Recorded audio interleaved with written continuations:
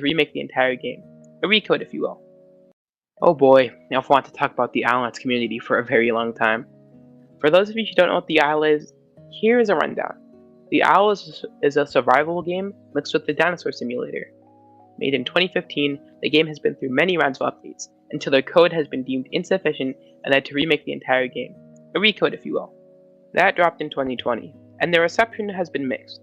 It fixed major issues like controls, combat, and improved and expanded on mechanics and graphics. However, it has majorly less content than the legacy version, and hasn't yet caught up in terms of roster and balance. That should give the bit of context you may need. But for any members of the OWL community that may be watching, sit back and enjoy. This is my main experience with the OWL Discord. Be aware, I'm not endorsing any harassment of the people in this video, developers or otherwise. Everyone is allowed to have their own opinions and shouldn't be witch hunted simply because someone on YouTube made a video about them. And fair warning, the amount of coping and toxicity may be detrimental to your reserve of brain cells. It all started with a post from the developers, showcasing some assets that will be used by humans, a new faction of playable characters that the developers have been working on since the game was in beta. They were never fully implemented into the game. We had seen so much human-focused things, when a fair portion of the fanbase doesn't even care for humans. I was fed up, so I decided to voice my opinion within minutes of the post, attempting to critique the development cycle and the very idea of dinosaurs in a human simulator such as this. Almost immediately, the response was negative. People memed and joked around, informing me that humans were always intended. Honestly, scraping humans would focus more resources, keep the game possible to balance and not potentially drive off the current player base. LOL. Humans were always intended. Really make me laugh, man. All fans when a planned feature is going to be in the game. I want dinos, I could care less about the human stuff. I mean, I don't know everything being planned, it just seems unlikely to be balanced if it's still focused on survival and growth times and stuff. I think it's a clear misinterpretation of what the player base wants to focus on humans that we're not going to see for years. Everyone wants different playable dinosaurs, it's what the draw of this fucking game is. Agreed. I don't really wanna shoot or escape dinos, I'd rather play as them. Roadmap is about stuff that's closer to being released, it's not everything that'll be added to the game. It isn't updated and has no deadlines. It's been 2 years and Everma has barely caught up with Legacy in terms of mechanics. Expand on that. Fair. But Legacy's existing mechanics were missing for a long time. The new mechanics aren't bad, most of them got huge upgrades, but most of them haven't hugely changed the main gameplay loop. I don't mean to discredit work of course, but by the time the game has improved enough to take criticism focus, or convey exactly what is being focused on, change the gameplay loop, I won't be playing, it'll be too long. Don't let the door hit you on the way out. See ya. I don't mean this in a rude or snarky way, I mean it quite literally, I will be on to other things by then, I'm sure. Good things come to those who wait, if you aren't willing to wait then you'll miss out on those good things. Bitching and complaining here will get you literally nowhere, my dude, so save the criticism for general feedback, where it belongs, winky face. If bitching constitutes giving out pretty bland opinions and basic criticisms, your point would make sense. I'm not waiting for my 30s to play a dinosaur game. I'm sorry, the game is almost 7 years old, and it effectively rebooted 2 years ago. The progression over time isn't worth the investment, even for an indie game. I criticize the game because I care for it, and want it to be the best version. In my opinion, it's subjective, of itself it can be. Sue me if that's a hot take, to have an opinion. But here you are investing more time. I'm confused about your argument here, my dude. You paid $20 however many years ago for a game that, let's be honest, we're lucky to still have. Stop the cap. The devs we supported literally could have done what 90% of $20 Steam titles have done and took the money and ran, but they didn't. They are still here, still making a product as a labor of love. Legit take a look into why the recode happened and the story behind it and have a bit of sympathy for the situation. They put more hours into this game than you could ever start to comprehend, but yet there you are complaining that someone else's work isn't good enough for you. TLDR, you wouldn't rush an artist making a painting, so don't rush a game developer. Because in the end you can't rush perfection. Also keep in mind, they are an indie company producing things with AAA quality. I wouldn't say I'm lucky at this moment, that's for sure. They didn't take the money and just dip, but it's just a really slow version of that. If I can't see the end in sight, and I'm not happy with the changes, I would still feel ripped off if I can't enjoy a game. Hear me out. I don't say things to invalidate the work of the devs, I say them because that's how I genuinely feel. It's hard to have sympathy when plenty of other games can get their work done in a reasonable amount of time, for better or for worse. Hell, Breath of the Wild took less time than this game, which I know isn't fair considering the extra workers, resources and income the Zelda team had, but they were trying to make the best game possible and still did it in less time. I've every right to complain about somebody else's work if I've invested into it. You may not like that, you don't have to, but I blame myself for putting my time, money and passion into a game I can't enjoy anymore. And everything I've said has ignored the community. Don't get me started. I won't. This is already a wall. The difference between a painter and a huge team of game designers is that the game devs can put out their work for early criticism, and still get paid to fund ongoing work. Nobody would buy a painting that is 70% empty canvas. But you are right about one thing, you can't rush perfection, because it doesn't exist. This game will never be perfect, even if they drained every critique from my brain. I just want to put my thoughts out there, and see if anybody agrees? Maybe I'm asking for too much, but once again, it only makes me regret my investment. It's a shame. I think one thing that's important to remember is that that's honestly just a risk you take with early access games. Not saying I believe this to be the case with the Isle, but there's never a guarantee an EA game will turn out right. And that's a risk you gotta be willing to take if you buy the game. The Isle has been out for 7 years. I completely agree with you, brother.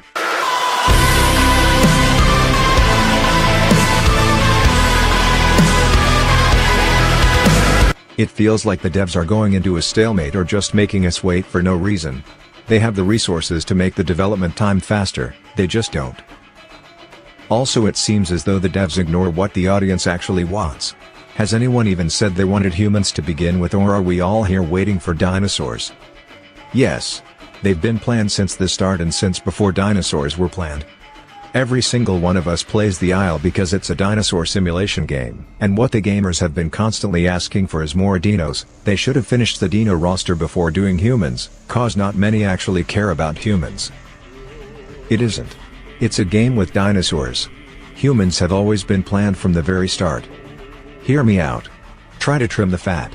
This game is ambitious, and I love it for it, but there is a limit.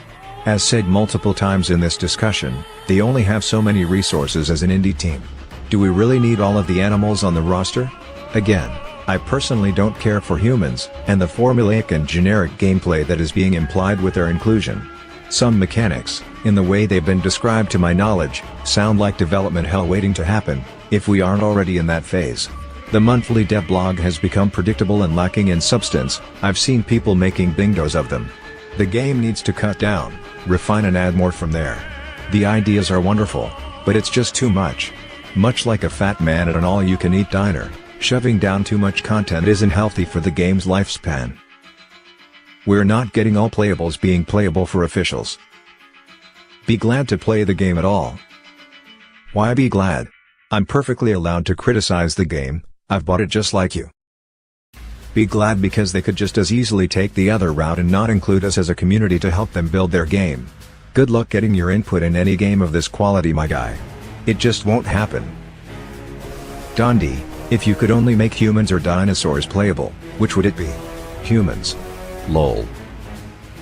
He literally just said he'd rather have humans than dinosaurs playables. OMG, humans have guns and are gonna shoot all the defenseless dinosaurs, and it's gonna just be a shoot 'em up game with unlimited ammo and no balance. That's what you sound like right now. 70% of the player base would leave if Dondi had his way? Majority of us play this game specifically for the dinosaurs. Humans are pointless. Wow, look, another survival game where you shoot guns at monsters, so fun. You keep saying be glad for things that aren't positives. If I lost both my legs, I wouldn't be glad I don't have tooth cavities. It's completely unrelated and is a non-argument when you try to assuage people's criticisms. Scrapping humans would also disappoint a lot of players, including myself, and drive off people waiting for humans to come into the game before they purchase, such as a good deal of my friends. That's the problem. but I feel the only reason for the Isle's current success, as well as its current state as even being played, is for the dinosaurs. The logo, marketing and concept of the Isle is more about the dinosaurs than there are humans. In an ideal world, we wouldn't have to drop one for the sake of the other actually being finished, but this is an indie team trying to put two massive games into one. It's not happening for years at the game's current pace. Insert human dick. No way they made a dick, wait, it's just pixelated. I've been clickbaited. It's been said before that yes, there is something there. Oh my god, bro. Oh, hell no, man. What the fuck, man? Get your ass on, boy. Why the modular creating realistic models, Gare? Whatever dude, just gonna refund the game when humans come out. Have you played for more than 2 hours? But why when you can literally play on a server that disables them? Wait, you can still refund the game? 2 hours? I've played for 4,000 hours, but I can make my case to Steam that the game is no longer advertising as what it was when I purchased the game. I've done it before with other Steam titles. Also might as well refund the game now then, since humans come out in update 6. That one didn't age quite so well. This man, Skull react him. Do you need assistance being moved out of this Discord so you can find somewhere more appealing? This clearly isn't it. You're a joke, I'll leave this Discord myself, make sure you don't lift a finger. Otherwise it might take another 8 months to create one dinosaur model. Damn! And then he left.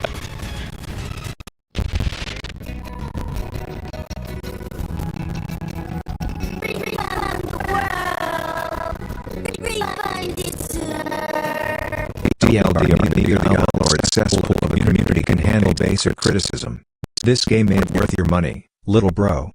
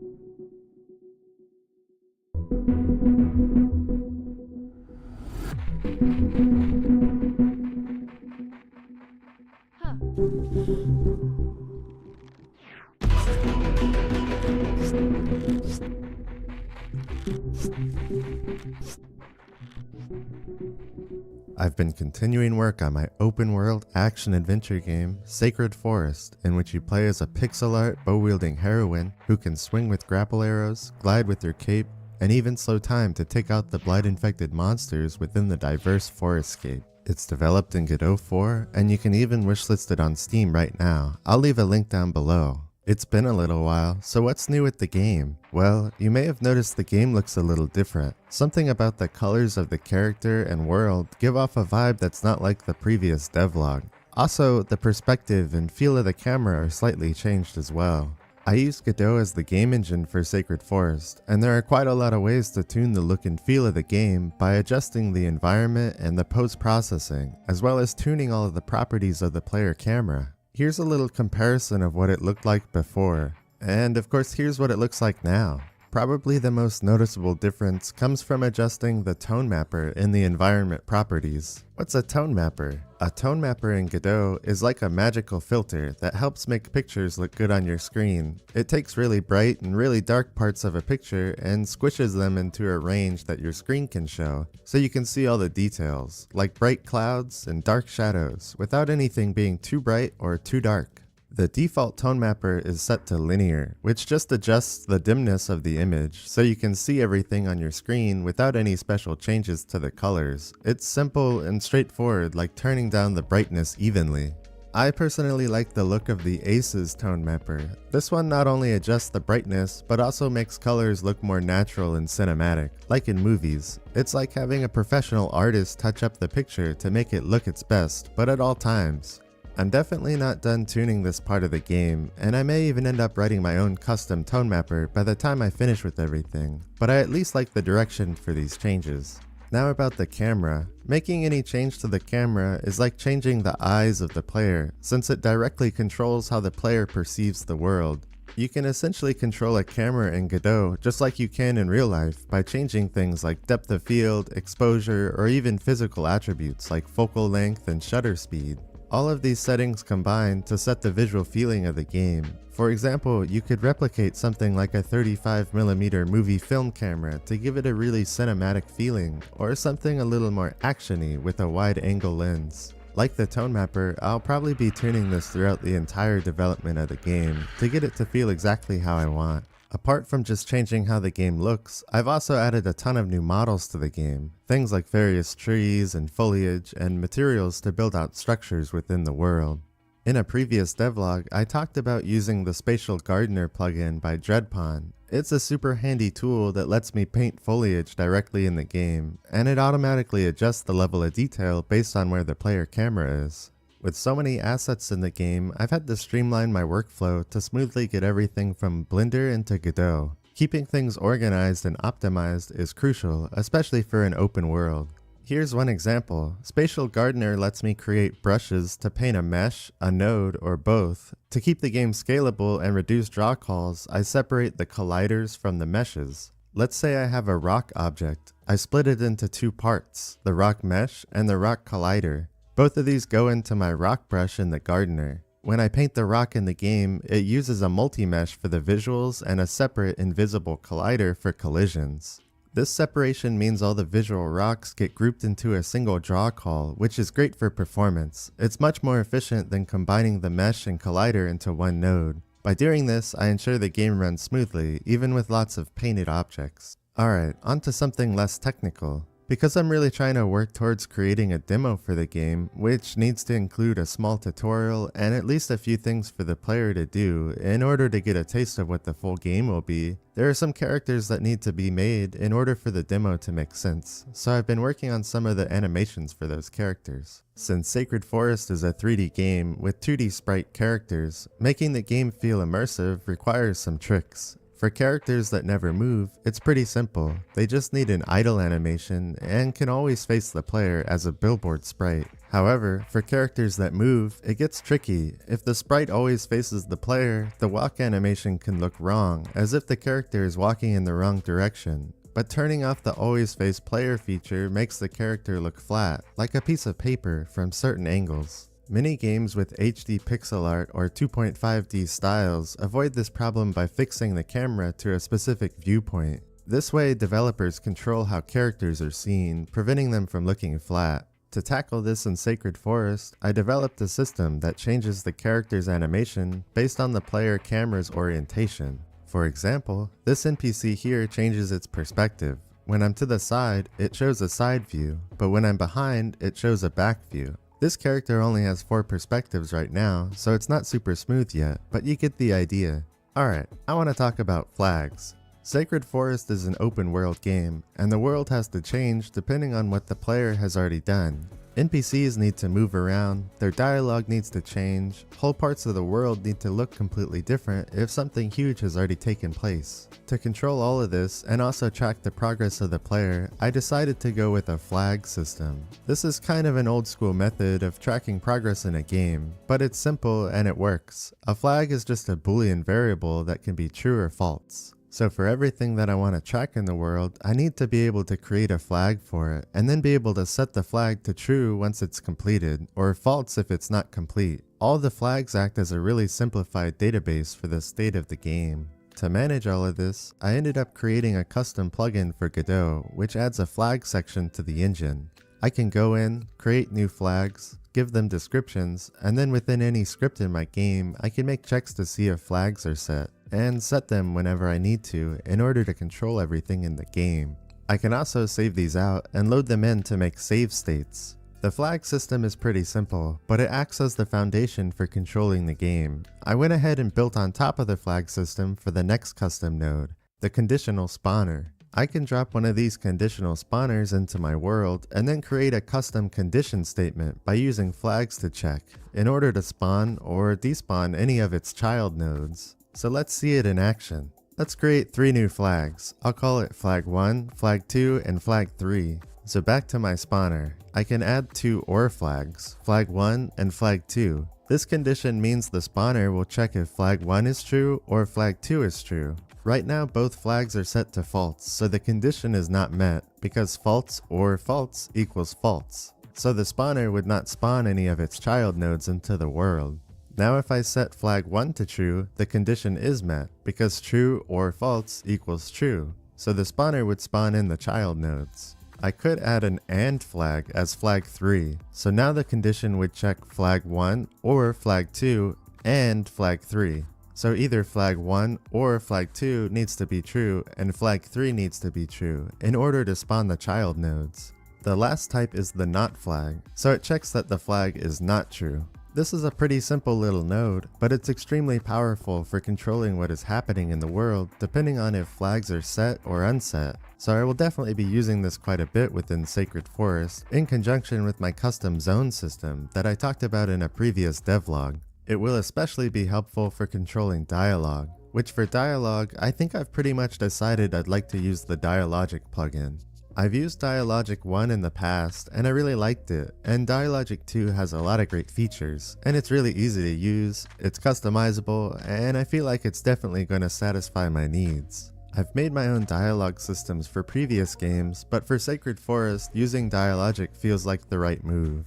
I won't go too in depth, but essentially you create timelines using the built-in visual editor. Really complicated control flows can be made pretty easily using all the built-in events to do things like display text, get responses, play music, and really just a ton of stuff. You can even customize the plugin to do whatever you need to do, which is pretty cool. Within the game, to trigger the dialogue, you have to call a function which takes in the name of the timeline. So in order to make my characters be able to start their dialogue timelines, I created an interaction system. Essentially, I can add an interaction node and place it somewhere in the world. I'll add it to this NPC character. I can give it some interaction text, so for talking to my NPC, I'll just put talk. So now I can add a dialogue by clicking call dialogue, which lets me then choose a timeline from the drop-down menu. So now if I play my game and run up to the NPC, a talk option appears, and if I press the interact button, it plays the dialogue. This interaction system also supports the same flags as the conditional spawner to decide whether the interaction is valid. Apart from dialogic timelines, it can also play animation players for stuff like cutscenes, as well as just call functions on different nodes. So I'll be using this for pretty much every type of interaction, like opening doors, picking up items, and a bunch of other stuff. This system also supports all major controller glyphs, so it should show the correct glyph depending on if you're using a keyboard, Xbox controller, PlayStation controller, or some other type of controller. The GUI display part of the interaction isn't done yet, I just wanted to show that it works and I'll be making it look better later. Well, that's about it. Let me know what you guys think about the progress on the game. Also, you can join the Discord and check out the Steam page. Or not. Until next time.